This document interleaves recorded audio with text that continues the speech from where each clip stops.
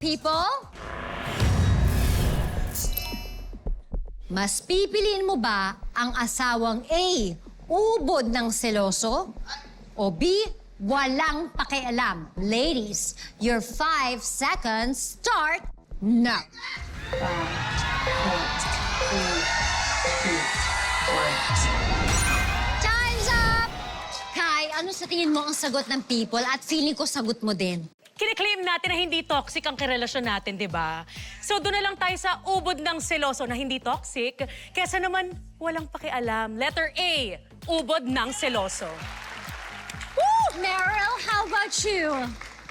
Actually, B talaga ang gusto kong isagot, but it's an unpopular opinion. But A ang sinagot ko dahil pag ubod ng seloso, ibig sabihin, he cares. Okay. Tama. Pero B talaga yung gusto ko. Tama naman.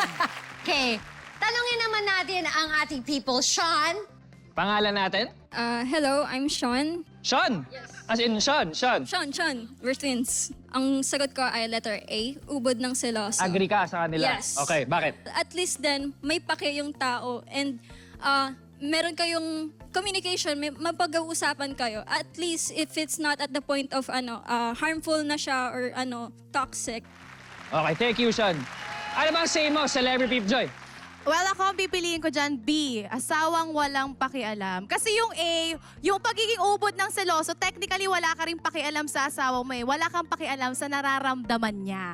Kasi kung i-restrict mo siya every time, di siya magkakaroon ng freedom to live her life, eh dapat nga ang pag-aasawa, partnership siya. So kung ikaw na lang kinoconsider na lang laging nararamdaman mo, nawawalan ng pakpak yung asawa mo.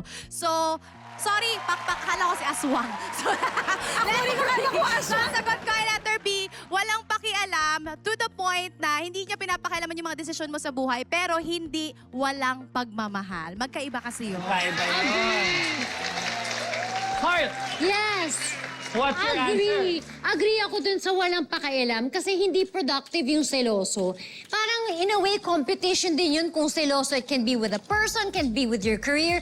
Mas gusto ko nang walang pakialam para maabot ko din yung mga pangarap ko. Ikaw din gawin mo yung kailangan mong gawin. That's independence, guys. Okay? Nagsisi tuloy si Esmeralda sa sagot niya. Sobrang sisi ko kasi yun talaga yung gusto ko eh.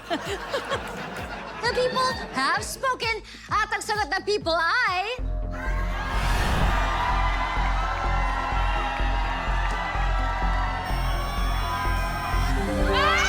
Yes! Mas gusto na taong walang pakialam parang mali ang ating teams for today. Leading pa rin ang Team Pinkay with 50 points habang naghahabol ang Team Mermil with 10 points.